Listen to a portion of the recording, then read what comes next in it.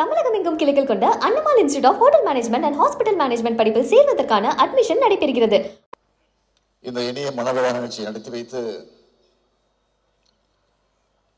அதற்கு பிறகு மனவிழா கண்டிருக்கக்கூடிய மணமக்களை வாழ்த்தக்கூடிய ஒரு சிறப்பான வாய்ப்பை எனக்கு வழங்கி இருக்கிறார்கள். இந்த மனவிழாவை நடத்தி வைப்பதில் நான் மிகுந்த மகிழ்ச்சி அடைகிறேன். கழக கொள்கை குடும்பம்தான் அப்படி ரெண்டு குடும்பங்களுக்குள்ள இருக்கக்கூடிய இந்த பாச பிணைப்பு உருவாகி இருக்கிறது என்பது யாராலும் மறுக்க முடியாது. வரவேற்புரையாற்றி இருக்கக்கூடிய உரை சந்திரசேகரன் அவர்கள், அவரை பற்றி எல்லோருக்கும் உங்களுக்கெல்லாம் நன்றாக தெரியும். 5 முறை திருவள்ளுவர் தொகுதியுடைய சட்டமன்ற உறுப்பினராக தேர்ந்தெடுக்கப்பட்டு பணியாற்றி கொண்டிருக்கக்கூடியவர். இருந்தாலும் அவர் எம்எல்ஏ என்று சொல்வதை விட திருவள்ளுவர் துறைன்னு சொன்னால் அது மிக பொருத்தமாக இருக்கும்.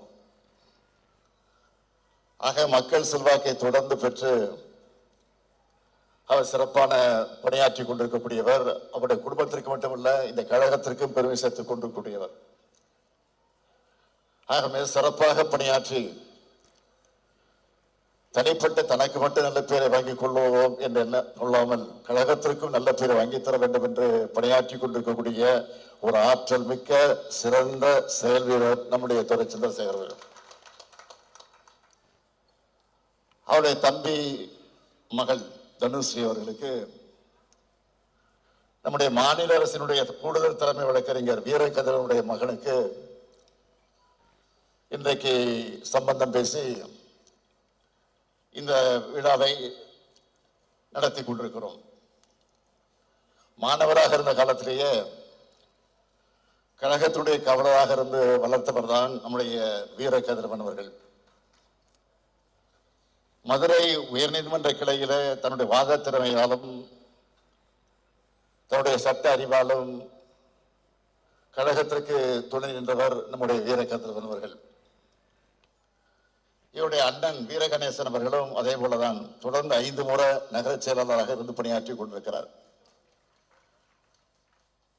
சாதாரணமாக ஒரு முறை பணியாற்றுவதே கடினம். திமுக கிளை செயலாளர் பதவிக்கு வருவது எவ்வளவு சிரமம் என்பது எல்லோருக்கும் தெரியும். ஆனால் நகர செயலாளர் பொறுப்பிலிருந்து 5 முறை பணியாற்றி இருக்கிறார் என்று சொன்னால் அவருடைய சாமர்த்தியத்தை நாம் அனைவரும் சேர்ந்து இன்றைக்கு பாராட்டி கொண்டிருக்கிறோம். நானும் அவரை பல ஆண்டுகளாக பார்த்துக் கொண்டிருக்கிறேன். எந்த எதிர்பார்ப்பும் இல்லாமல் கழகத்திற்காக உழைக்கக்கூடியவர். கழகத்தால் தனக்கு என்ன லாபம் என்று கருதாமல் தன்னால் இந்த இயக்கத்திற்கு லாபம் என்ற உணர்வோடு உழைத்துக் கொண்டிருக்கக்கூடிய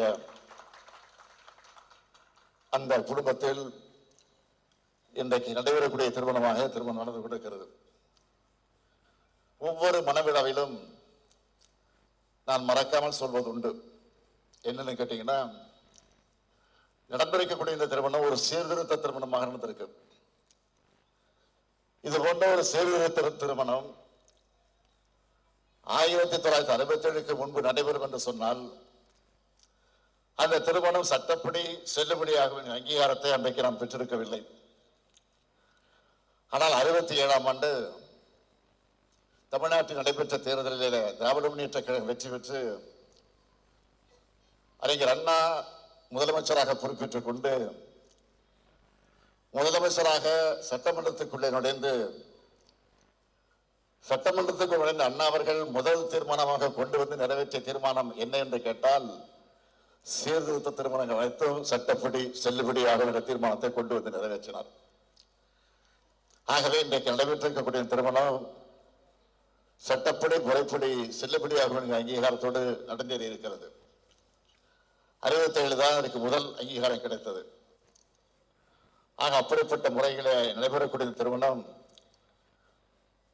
நாமெல்லாம் மகிழத்தக்கக்கூடிய வகையில இந்த திருமணம் வந்திருக்கிறது. இங்கு நீதியரசர் வந்திருக்கிறார்கள். அதே போல இங்கே இன்னொரு நீதியரசர் அவர்கள் வரவிருக்கிறார். திரு மகாதேவன் அவர்கள் வரவிருக்கிறார்கள். நம்முடைய சுந்தரேஷ் அவர்கள் இங்கே வந்திருக்கிறார்கள். நான் ஆச்சரியத்தோடு பார்த்தேன். தமிழிலே பேசினார்கள். தமிழிலே பேசிய நீதியரசர் அவர்களை நான் கேட்டுக்கொள்ள விரும்புவது, பல ஆண்டு காலமாக உச்ச நீதிமன்றத்தினுடைய நீதியரசர் பலர் தமிழ்நாட்டிற்கு வந்தபோது நாங்கள் தொடர்ந்து வைக்கக்கூடிய கோரிக்கை என்னன்னு கேட்டீங்கன்னா, உச்ச நீதிமன்றத்தில் வழக்காடு என்பது தமிழிலே இருக்க வேண்டும் என்று ஒரு கோரிக்கையை நாங்கள் தொடர்ந்து வைத்துக் கொண்டிருக்கிறோம். சட்டமன்றத்தில் ஏற்கனவே தலைவர் கலைஞர் அவர்கள் முதலமைச்சராக இருந்தபோது தீர்மானத்தை நிறைவேற்றி அனுப்பி வைத்திருக்கிறார். ஆனால் இன்றைக்கு நீதி வழங்கக்கூடிய அந்த தீர்ப்பு தமிழில் வரக்கூடிய ஒரு சூழ்நிலை பெற்றிருக்கிறது. அதற்காக நாங்கள் மகிழ்ச்சி அடைகிறோம், பெருமைப்படுகிறோம். ஆனால் உச்ச நீதிமன்றத்திலும் உயர் நீதிமன்றத்திலும் வழக்காடுகிற நேரத்தில் தமிழிலே வாதாடுகிற ஒரு சூழ்நிலையை உருவாக்கி தர வேண்டும் என்று நாங்கள் நீண்ட நாட்களாக அந்த கோரிக்கை வைத்துக் கொண்டிருக்கிறோம். அந்த கோரிக்கை நிறைவேறுவதற்கு நீங்கள் தான் துணை நிற்க வேண்டும் என்று நான் நேரத்தில் உங்கள்கிட்ட நான் அன்போடு கேட்டுக்கொள்ள விரும்புகிறேன். ஏனென்றால் இன்றைக்கு தமிழன் தமிழ் என்று நாம் பெருமையோடு சொல்லிக் கொண்டிருக்கிறோம். இந்த தமிழ் மொழிக்கு செம்மொழி என்கிற அந்தஸ்தை பெற்றுத் தந்தவர் நம்முடைய முத்தமிழறிஞர் தலைவர் கலைஞர் போய் யாரும் மறுத்திட முடியாது.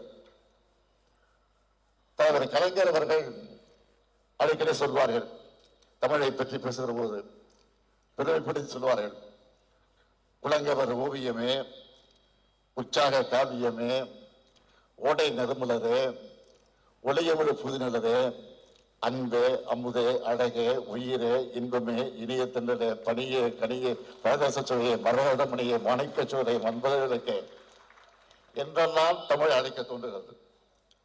இருந்தாலும் தமிழை தமிழை என்று அழைக்கக்கூடிய சுகம் வேறு எதிலும் கிடையாது. அப்படிப்பட்ட அந்த தமிழ் மொழிக்கு செம்மொழி என்ற அந்த சிறப்பை பெற்று தந்தவர், பெருமையை தேடி தந்தவர் நம்முடைய கலைஞர் அவர்கள். ஆகவே அதைத்தான் இன்றைக்கு நாங்கள் நீதியரசர் வந்திருக்கக்கூடிய இந்த சூழ்நிலையை பயன்படுத்தி இந்த வேண்டுகோளை வைத்திருக்கிறது வேறல்ல. இன்னொன்று வேண்டுகோள் என்னன்னா, மணமக்களுக்கு நான் வைக்கக்கூடிய வேண்டுகோள், அதுவும் ஒவ்வொரு திருமணத்தையும் நான் சொல்வது உண்டு. உங்களுக்கு பிறக்கக்கூடிய குழந்தைகளுக்கு அழகான தமிழ் பெயர்களை சூட்டுங்கள் என்ற அந்த வேண்டுகோளையும் நான் மணமக்களுக்கு வைக்க விரும்புகிறேன். எல்லா திருமணத்தையும் நான் சொல்லிக் கொண்டு வருவது. ஏற்கனவே நம் பொதுக்குழு தீர்மானம் நிறைவேற்றி இருக்கிறோம். ஆக அந்த அடிப்படையில் தமிழ் பெயர்களை சூட்ட வேண்டும் என்றும் நான் அவர்களுக்கெல்லாம் என்னுடைய வேண்டுகோளை எடுத்து வைக்க விரும்புகிறேன். நம்முடைய நீதியரசர் மதிப்புக்குரிய உச்ச நீதிமன்றத்தினுடைய நீதியரசர் பேசுகிற போது ஒன்றை சொன்னார்கள், சுந்தரேஸ்வரர் ஒன்று சொன்னார்கள், 16 பெற்று பெருவாழ் வாழுங்க என்று சொன்னார்கள். ஆனால் முன்பெல்லாம் இந்த வாழ்த்தை சொல்லிட்டு இருந்தோம், இப்போ யாரும் சொல்றது இல்லை. ஏன்னா அது தவறாக புரிந்து கொண்டு மணமக்கள் குழந்தைகள் பெற்றுக்கொள்ளக்கூடாது என்பதற்காகத்தான் அதை யாரும் இப்போ சொல்ல தயங்குகிறார்கள். உள்ளபடியே 16 பெற்று பெருவாழ்வு என்று சொன்னால் 16 குழந்தைகள் அல்ல, 16 செல்வங்கள். எந்தெந்த செல்வங்கள் என்று சொன்னால், முத்தமிழ் காவலர் கியா.பி. விஸ்வநாதன் அவர்கள் குறிப்பிட்டு சொல்லியிருக்கிறார்கள்.